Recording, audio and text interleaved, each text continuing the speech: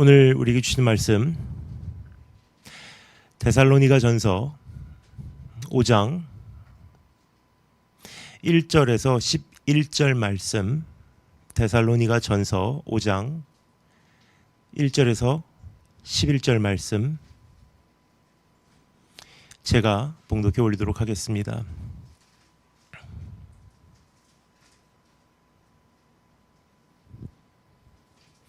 데살로니가 전서 5장 1절에서 11절 말씀 제가 봉독해 올리도록 하겠습니다. 형제들아, 때와 시기에 관하여는 너에게 쓸 것이 없음은 주의 날이 밤에 도적같이 이룰 줄을 너희 자신이 자세히 알미라. 저희가 평안하다 안전하다 할 때 잉태된 여자에게 해상 고통이 이름과 같이 멸망이 호련히 저에게 이르르니 결단코 피하지 못하리라. 형제들아, 너희는 어둠에 있지 아니하매 그날이 도적같이 너에게 임하지 못하리니 너희는 다 빛의 아들이요 낯의 아들이라. 우리가 밤이나 어둠에 속하지 아니하나니 그러므로 우리는 다른 이들과 같이 자지 말고 오직 깨어 근신할지라. 자는 자들은 밤에 자고 취하는 자들은 밤에 취하되 우리는 낮에 속하였으니 근신하여 믿음과 사랑의 흉배를 붙이고 구원의 소망의 투구를 쓰자. 하나님의 우리를 세우심은 노하심에 이르게 하심이 아니요 오직 우리 주 예수 그리스도로 말미암아 구원을 얻게 하신 것이라. 예수께서 우리를 위하여 죽으사 우리로 하여금 깨든지 자든지 자기와 함께 살게 하려 하셨느니라. 그러므로 피차 권면하고 피차 덕을 세우기를 너희가 하는 것 같이 하라. 하나님 말씀입니다. 아멘. 기도하겠습니다. 주님 감사합니다. 오늘 우리로 하여금 깊은 잠에서 깨어나게 하여 주시고 주님 다시 오실 날 준비케 하여 주시기를 간절히 소망합니다. 예수 그리스도 보혈로 덮어주시고 주 성령으로 우리의 마음을 재촉하여 주시고 우리의 발걸음을 재촉하여 주시기를 간절히 소망합니다.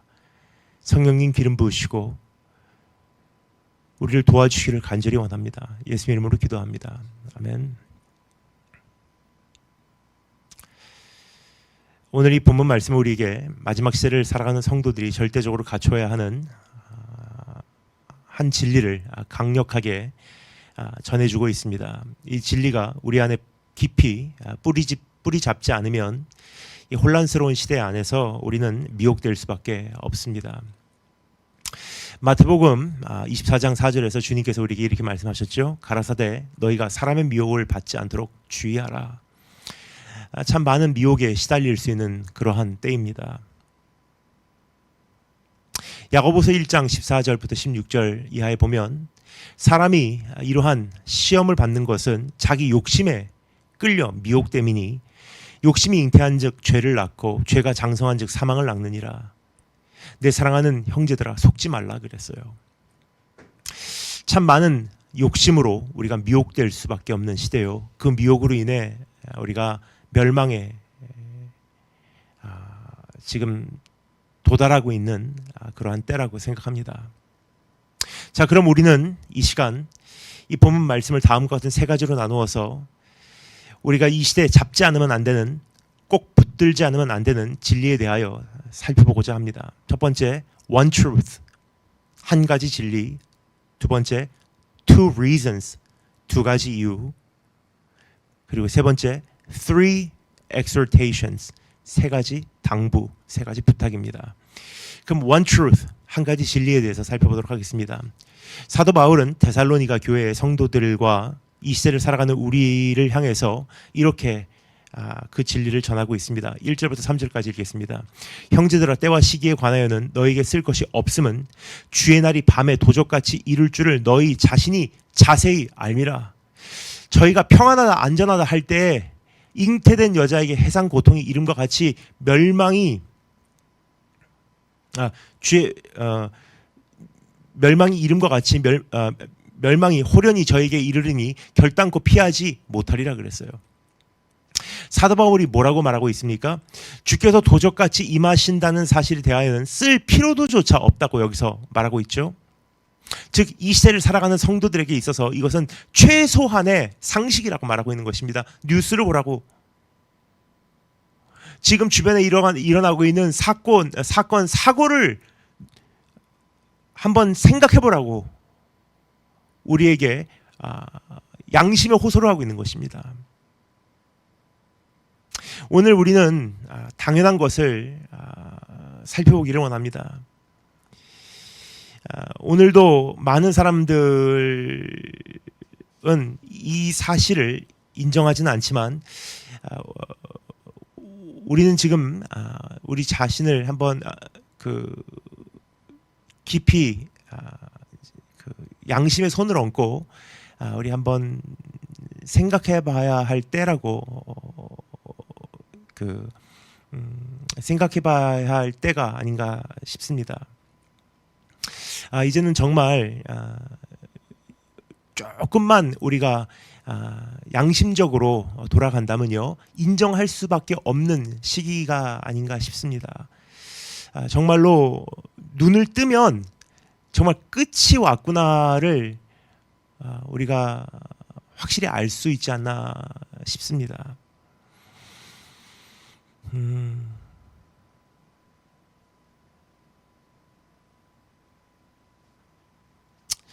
예레미야 6장 13절부터 14절에 보면 이렇게 기록되어 있습니다. 그들이 가장 작은 자로부터 큰 자까지 다 탐남하여 선지자로부터 제사장까지 다 거짓을 행함이라. 그들이 내 백성의 상처를 심상히 고쳐주며 말하기를 평강하다 하나 평강이 없도다. 그러니까 옛날부터 참 많은 사람들이 평강이 없는데 평화하다라고 외쳐왔던 것 같아요. 근데 주님은 이것을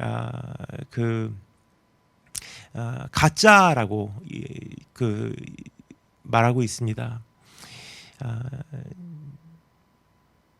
예레미야 선지자가 그 당시에 이제 곧 임할 환란에 대해서 이야기를 하면서 얼마나 혼자 답답하지 않았나 생각이 됩니다. 너무나도 많은 주의 종들이라고 불리우는 사람들이 주님께서 정말로 하시기를 원하시는 메시지보다 자신의 욕심을 채우기 위해 오늘도 강단에 선다는 사실입니다. 정말 주님 곧 오십니다. 밤이 깊어졌고 주님께서 문 앞에 서 계십니다라고 이야기를 하면 또 이렇게 공격을 해오겠죠. 하나님께서 너에게만 말씀하셨느냐? 하나님께서 너에게만 말씀하셨느냐? 즉 우리도 안다라는 뜻입니다. 그럼 왜 준비 안 하십니까? 여러분, 주님께서는 곧 도적과 같이 임하신다는 것을 우리가 다시 한번 가슴에 새기고 이제 그 사실을 전제로 깨어나시기를 원합니다. 크리스찬이라면 꼭 이것을 마음판 가장 중심에 새기고 있어야 하는 마음판 가장 중심에 새기고 있어야 한다는 사실입니다. 이것이 우리가 꼭 이 시대에 붙들어야 하는 진리라는 것을 우리가 알기를 원합니다. 근데 안타까운 것은 이 진리를 우리가 너무나 많은 경우 선포하지도 않고 이것을 우리가 잊고 지내는 경우도 많고요. 이것을 우리가 무시하는 경향도 있다는 것입니다. 오늘 이 말씀에 보면 아크리버스 오이다테라는 단어가 선포되고 있습니다. 너희 자신이 자세히 알미라 그래요. 여기 너희 자신이 이것에 대해서 자세히 알미라라고 기록되어 있지만 더욱 정확한 뉘앙스는 너희 자신이 완벽하게 이것에 대해서 알고 있고 확신할미라라고 기록되어 있다는 것입니다. 즉 주님께서 오신다는 사실이 너희 삶의 그 어떠한 현실보다도 더욱 현실적인 사실이라는 것이지만 왜 이것을 무시하며 사느냐? 왜 이것을 마치 그 어떤 현실보다도 비현실적인 비현실적인 그 전제로 살아가느냐? 우리가 가만히 보잖아요. 그러면 당장에 필요한 그 눈앞에 있는 어떠한 재정적인 어려움이 그 어떤 현실보다도 더 현실적이라고 우리가 생각을 해요. 당장에 닥쳐오는 어떠한 인간관계 문제가 더 현실적이라고 느껴요. 오늘 사업적인 그 눈앞에 닥쳐오는 문제가 더 현실적이라고 느껴요. 근데 오늘 여기서 말하는 어크리버스 오이다테라는 표현은 무슨 뜻이냐? 주님 곧 오신다는 이 문제가 그 어떤 문제보다도 더 현실적이라는 거예요.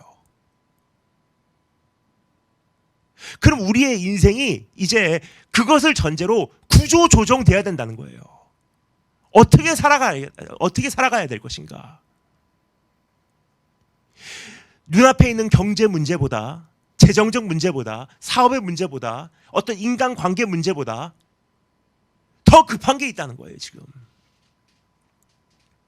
산자와 죽은 자를 심판하러 오신다는 사실이 내 안에 최고의 현실이 된다면 내가 물질을 투자하는 내용과 시간을 보내는 방법과 만나는 사람과 이제부터 앞으로의 인생 계획도 달라질 수밖에 없다는 사실입니다. 그렇습니다. 우리 주님 도적과 같이 다시 오신다는 것이 내 마음판 가장 중심에 새겨져 있어야 하는 진리임에도 불구하고 그러하지 못하기에 오늘도 선포되어지는 많은 말씀들이 주의 백성들로 하여금 지금까지 우리들로 하여금 준비되지 못하게 했다는 거예요. 그 예레미야 시대와 똑같습니다. 평안하다, 평안하다. 긍정적으로 생각하십시오. 아무 일도 없습니다. 이제 포스트 코로나 시대에 우리 그냥 다시 옛날로 돌아갑시다.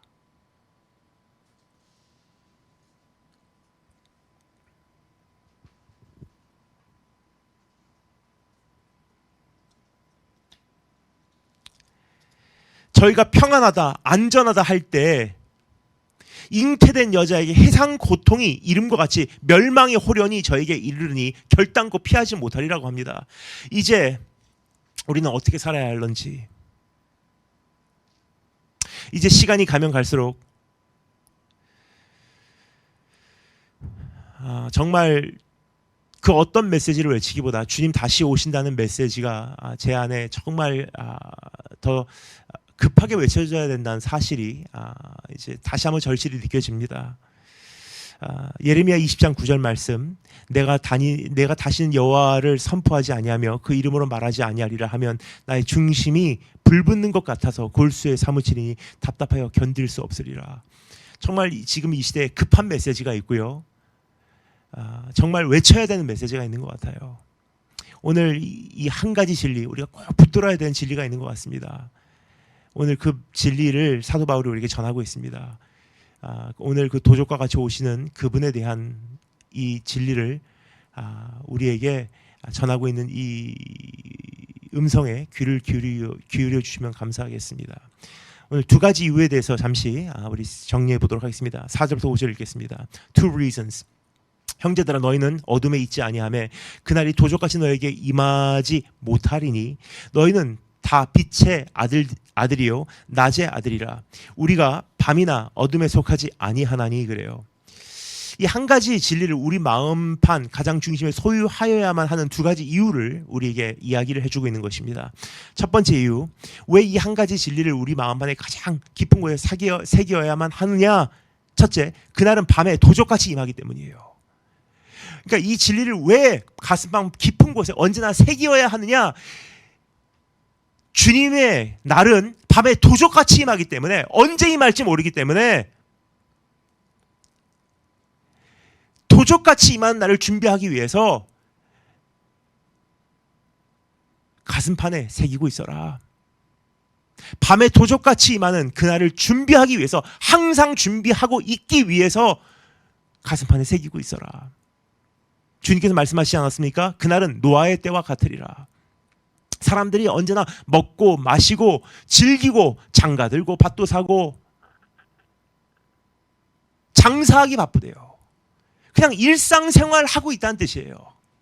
일상생활 그 똑같이 출근한다는 거예요. 출근하면서 정체되어 있는 자동차 안에서 라디오 들으면서 스타벅스 커피 마시고 있는데 주님 오신다는 거예요. 똑같이 부부싸움하고 똑같이 식사하고 똑같이 외식하고 똑같이 쇼핑하고 똑같이 매일 일상 속에서 반복하는 그 행동을 하고 있는데, 그 활동을 하고 있는데 주님 오신다는 거예요. 그래서 너희는 언제나 깨어있으라라고 이야기를 해요. 정신 차리고 있으라는 거예요. 주님 언제쯤 오실려나 항상 눈을 열고 분별하고 있으라는 거예요. 그래서 이 한 가지 진리를 항상 가슴판에 새기고 있으라는 거예요. 뉴스를 봐도 그 생각, 말씀을 봐도 그 생각, 우리 주님 언제쯤 오실려나 사모하는 우리 주님 기다리라는 거예요. 신부가 신랑을 기다리는 것이 당연한 것 아니겠습니까? 그리고 두 번째 이유, 우리는 밤의 자녀들이 아니기 때문입니다. 밤의 자녀들이 아니기 때문에 낮을 기다리는 건 당연한 것 아니겠습니까? 요한복음 11장 9절부터 10절 말씀, 예수께서 대답하시되 낮이 12시가 아니냐, 사람이 낮에 다니면 이 세상의 빛을 봄으로 실족하지 아니하고 밤에 다니면 빛이 그 사람 안에 없는 거로 실족하느니라 그랬어요. 죽은 나사로를 살리러 가신 주님께서 제자들에게 말씀하신 이 말씀의 의미는 낮에 다니는 자는 실족하지 아니한다는 뜻으로 그들에게 이야기를 하셨습니다. 그러므로 주님하고 있으면 절대로 실족하지 아니한다는 약속으로 주님께서는 그들에게 전해주셨어요. 더 나가서 요한복음 8장 12절 말씀에서 예수께서 또 이르시되 나는 세상의 빛이니 나를 따르는 자는 어둠에 다니지 아니하고 세상의 빛을 얻느니라.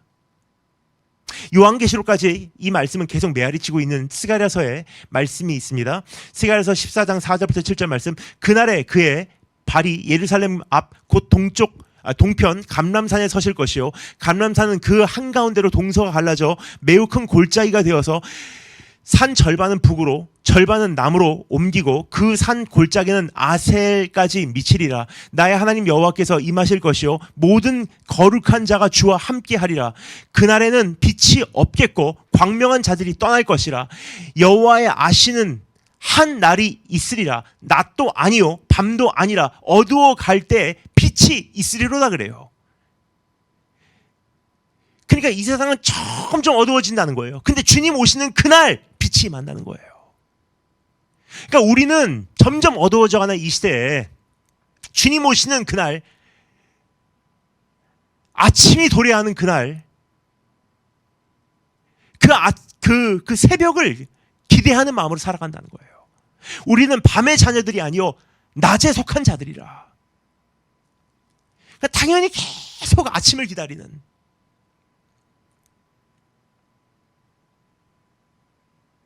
요한계시록 22장 5절에서는 이렇게 말씀하고 있죠. 그날에는 다시 밤이 없겠고 등불과 햇빛이 쓸데없으니 이는 주 하나님이 너에게 비추심이라. 저희가 세세토록 왕노릇하리라. 지금 우리가 비록 이 어두워져가는 세상에 살고 있다 할지라도 주님과 함께 동행하니 주님께서 나의 갈 길 비춰주시고 나로 하여금 주의 오실 길이 이제 훤히 보이기 시작하고 그날을 사모하고 기다리는 것이 우리가 지금 이 시대를 살아가는 동기요, 목적이요. 지금 우리가 그날을 고대하는 바라는 것을 우리가 다시 한번 가슴판에 새기기를 간절히 소망합니다. 우리는 밤에 속한 자들이 아니요. 오늘 말씀을 보면 우리는 낮의 아들이라. 너희는 다 빛의 아들이요 낮의 아들이라. 그래서 이 진리를 가슴에 새기길 원합니다. 정말 주님 다시 오시는구나. 주님 기다립니다. 사모합니다. 우리는 밤에 속한 것이 아니요 점점 어두워져가는 세대. 사방을 둘러봐도 정말 어두운 것 같아요. 점점 어두워져요. 진리가 보이지 않고. 진리는 무엇입니까? 절대적 기준이에요. 굉장히 혼란스러워요. 모든 것이 상대적이에요. 다 자기가 맞다고 하는 시대예요. 진리가 없다는 건 무슨 뜻입니까? 불법이 성하다는 거예요. 불법이라는 건 무엇입니까? lawlessness. lawlessness라는 것은요, 법이 없어진다는 뜻이에요. 다 맞다. 너도 맞고 너도 맞고 모두가 맞아요. 기준이 없어진다는 뜻입니다. 다 자기가 보기에 좋은 대로 행하기 시작한다는 뜻이에요. 어둡기 시작합니다. 사람들이 눈이 멀기 시작합니다. 그런데 우리는 빛의 아들들이요 낮의 아들이라. 주님을 기대합니다. 주님을 희망합니다. 그래서 그것을 가슴 안에 새기고 기다리는 것이 우리의 마땅한 자세입니다. 우리의 마땅한 임무입니다. 이것이 두 번째 이유입니다. 그럼 마지막 세 번째, three exhortations, 세 가지 당부에 대해서. 그럼 우리가 이러한 두 가지 이유를 살아갈 때 우리는 어떠한 그 당부를 받는 것인가 잠시 살펴보도록 하겠습니다. 6절부터 11절 말씀 읽겠습니다. 그러므로 우리는 다른 이들과 같이 자지 말고 오직 깨어 근신하라. 자는 자들은 밤에 자고 취하는 자들은 밤에 취하되 우리는 낮에 속하였으니 근신하여 믿음과 사랑에 흉배를 붙이고 구원의 소망에 투구를 쓰자. 하나님이 우리를 세우심은 노하심에 이르게 하심이 아니요 오직 우리 주 예수 그리스도로 말미암아 구원을 얻게 하신 것이라. 예수께서 우리를 위하여 죽으사 우리로 하여금 깨든지 자든지 자기와 함께 살게 하려 하셨느니라. 그러므로 피차 권면하고 피차 덕을 세우기를 너희가 하는 것 같이 하라. 세 가지 권면입니다. 그럼 첫 번째, 깨어 있으라 그랬어요.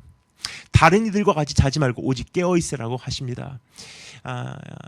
슬기로운 다섯 처녀와 어리석은 다섯 처녀의 비유를 지난번에 말씀드렸습니다. 슬기로운 다섯 처녀와 깨어있는 그 어리석은 다섯 처녀의 차이가 뭐죠? 슬기로운 다섯 처녀는요 깨어 있었고 어리석은 다섯 처녀는 잠잔 것이 아닙니다. 슬기로운 다섯 처녀도 어리석은 다섯 처녀도 잠들었어요. 왜냐하면 마지막 시대는 다 졸리는 시대예요. 왜냐? 신랑이 오시는 것이 더디어졌기 때문이에요. 근데 중요한 것은요, 슬기로운 다섯 처녀는 신랑이 늦게 오실 수 있다, 지연될 수 있다는 것을 전제로 끊임없이 여분의 기름을 준비하면서 깨어 있었던 거예요. 그러면서 졸면서 깨어 있어야지. 기름이 타고 있나? 기름이 여분이 있나? 준비하면서 졸고 있었던 거예요.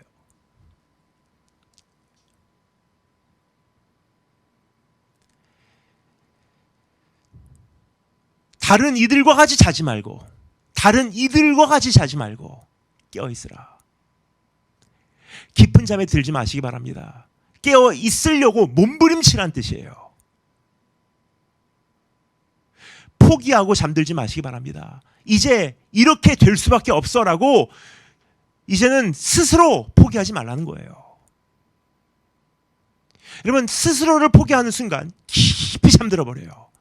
이것이 한계야라고 포기하는 순간 침몰해버리는 법입니다. 일어나려고 몸부림치시기 바랍니다. 기도하려고 한순간이라도 기도하려고 다시 무릎 꿇으시기 바랍니다. 이게 내 한계가 아니라고 다시 한번 주님을 위해서 일어나시기 바랍니다. 우리가 살 길은 그거밖에 없는 것 같아요. 덮어놨던 성경 다시 펼치기 바랍니다. 오늘 다시 한번 주를 위해서 주의 목전으로 다시 나오시기 바랍니다. 쉬었던 금식 다시 시작하시기 바랍니다. 메말랐던 눈물을 위해 다시 한번 주님을 향해 목마르게 다시 한번 울며 기도하시기 바랍니다. 이것이 졸다가도 다시 일어나서 내가 다시 하나님 내가 기름이 필요할 것 같아요. 신랑 다시 오시기 전에 나에게 기름 좀 주세요라고 외치는 방법이에요. 기름 공급받기 바랍니다. 우리가 기름이 없이는 신랑 오실 때 우리가 어찌 깨어 있을 수가 있겠습니까? 어찌 그분을 맞이할 수가 있겠습니까? 다른 이들과 같이 자지 말고 오직 깨어 있으라. 두 번째, 근신하여라. 근신하여라는 것은 be sober. 우리말로는 근신하여라라는 표현이 사용되는데 이것은 neipho라는 표현입니다. 이것은 다른 말로 표현하면요, 취하지 말라는 거예요. 취하지 말라. 원어적인 뉘앙스로 볼 때 이것은 우리말로는 근신하라 그러면 좀 긴장해라라는 정도의 표현인데, 이거 neipho라는 표현은 무슨 뜻이냐? 취하지 말라. 즉 자기 자신을 완전히 컨트롤할 수 있는 상태에 있어라 라는 뜻이에요. 자기 자신을 언제나 컨트롤할 수 있는 상태, 컨트롤할 수 없는 상태로, 자기 자신을 조종할 수 없는 상태로 들어가지 말아라. 그 무언가를 지나치게 원하기에 그 어떤가를 향한 욕심 때문에 자신을 다스릴 수 없는 상태로 빠지지 말아라. 자신을 조종할 수 없는 상태로 자신을 조종할 수 없는 상태를 피해라 라는 뜻이에요. 여러분, 오늘 내 시간, 내 감정, 육체, 물질, 활동을 다스릴 수 없을 만큼 내가 무엇을 간절히 원한다는 것은요, 이미 내가 취했다는 뜻이에요. 내가 무엇을 너무너무 원해서 내 감정을 다스릴 수 없고요, 그것을 향해서 격하게 기뻐하고 격하게 분노하고 격하게 슬퍼하고 격하게 원망하고 격하게 분노하고 뭐 격하게 절망하고 격하게 우울하고, 내가 가기 싫은데 가고 가면 안 되는데 가고 하기 싫은데 하고 하면 안 되는데 하고, 내 자신이 이미 컨트롤이 안 돼요. 내 자신이 스스로 다스려지지가 않아요. 조종이 안 되는 거예요. 먹으면 안 되는데 먹고, 내 자신이 이미 컨트롤이 안 되는 상태, 이것을 뭐라고 그러냐? 이미 취해버린 거예요. 내 욕구에 끌려가는 삶이에요, 이게. 이것은 이미 마지막 시대에 어울리지 않는 삶이라고 생각하시면 되겠습니다. 오늘 그러한 삶에서 벗어나기 위해서 주님 앞에 이제 다시 한번 일어나시기 바랍니다. 성경에서 뭐라고 말하죠? 얽매이기 쉬운 죄를 벗어버리래요.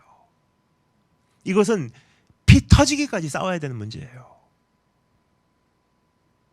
끊고 넘어져도 다시 일어나고, 끊고 넘어져도 다시 일어나고, 오늘 다시 한번 주님 앞에 그것을 내려놓고 싸우고 다시 한번 싸우시는 우리 축복이 있을 주님의 이름으로 축원드립니다. 근신할지어다. 잠에서 깨어나라는 것입니다. 취함에서 깨어나라는 거예요. 정신 차리라는 뜻입니다.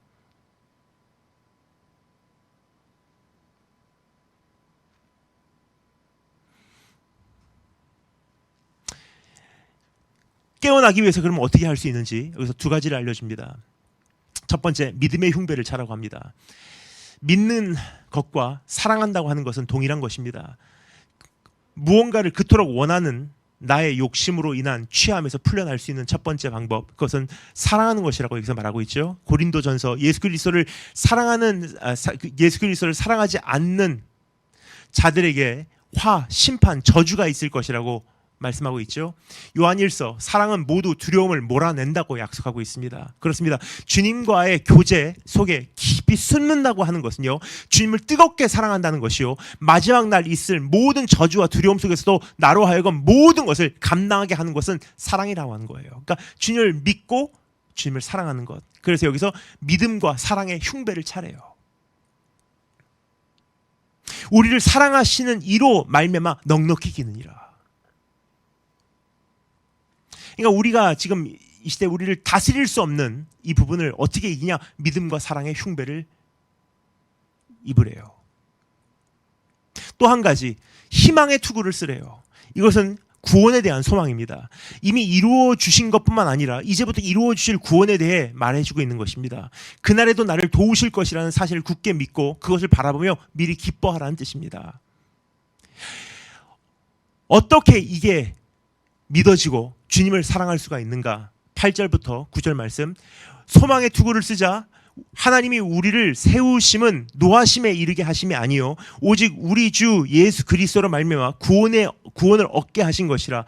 예수께서 우리를 위하여 죽으사 우리로 하여금 깨든지 자든지 자기와 함께 살게 하려 하셨느니라. 이미 그렇게 우리를 위하여 죽으시고 우리가 살든지 죽든지 함께 하신다는 것을 확증하셨다는 사실을 우리 오늘 말씀하고 계신 것입니다. 그래서 오늘 우리에게 다시 한번 우리에게 희망의 투구를 이미 우리에게 증명하셨고요, 우리에게 다시 한번 살든지 죽든지 우리와 함께 하신다는 것을 우리에게 희망으로 주고 계세요. 그 희망의 투구를 쓰고 우리가 내일에 대한 소망을 가지고 나갈 때 우리 안에 있는 어떠한 죄에 대한 것이 서서히 벗겨진다는 것을 다시 한번 우리가 신뢰하며 한 가지씩 우리가 정리해 나가시는 그런 축복이 있을 주님으로 축원드립니다. 마지막 세 번째 권면입니다. 첫 번째 권면 뭐였죠? 깨어 있으라. 두 번째 권면 이제는 우리가 취하지 말아라. 그리고 세 번째 권면은 서로를 권면하라. 서로를 이제까지 해왔던 것 같이 계속 권면하래요. 마지막 시대일수록 우리가 정말 필요한 것이 있습니다. 서로가 필요한 거예요. 마지막 시대는 서로 홀로 서는 것도 필요하지만 때가 악할수록 마지막 시대일수록 뭐라고요? 모이기를 힘쓰래요. 왜냐하면 마지막 시대에 정말 내 자신이 미혹되기 쉽기 때문에 서로를 통해서 자기의 거울을 보는 거예요. 자기 자신의 목소리도 자기 자신이 어떤 목소리인지 잘 듣기 어려운 때가 마지막 시대입니다. 그래서 잠들기 쉽고, 그러니까 서로가 서로를 깨워줘야 되는 거예요. 일어나십시오. 일어나십시오. 그래서 오늘 이 시대에 잠들기 쉬운 시대에 서로가 서로를 깨워줄 수 있는, 서로가 서로를 정신 차리게 할 수 있는, 서로를 권면하고 깨워주고 정신 차리게 하고 서로에게 위로를 주고 격려하고 서로를 치료해주고 함께 끌고 가고 철이 철을 갈고 하나님 앞에서 서로 거룩하게 해주고 서로에게 힘을 붙돋아주는 그러한 주님 앞에 서로 부끄러움 없이 세워주는 그런 축복이 있기를 주님으로 축원드립니다. 다 같이 기도하겠습니다. 주님 오실 날 멀지 않았는데 우리가 이 한 가지 진리를 굳게 붙들고 다시 한번 우리가 어떠한 정체성으로 주님 앞에 서야 할지 다시 한번 우리 가슴에 되새기게 하시며 우리가 주의 권면 가슴에 새기고 나갈 수 있도록 도와주시기를 간절히 소망합니다. 부끄럽지 않게 그날을 준비하게 하시고 주님 앞에 우리가 남은 시간 정말 바로 살 수 있도록 우리 삶을 정리정돈시켜 주기를 간절히 소망합니다. 살아계신 우리 주 예수 그리스도의 이름으로 기도드립니다. 아멘.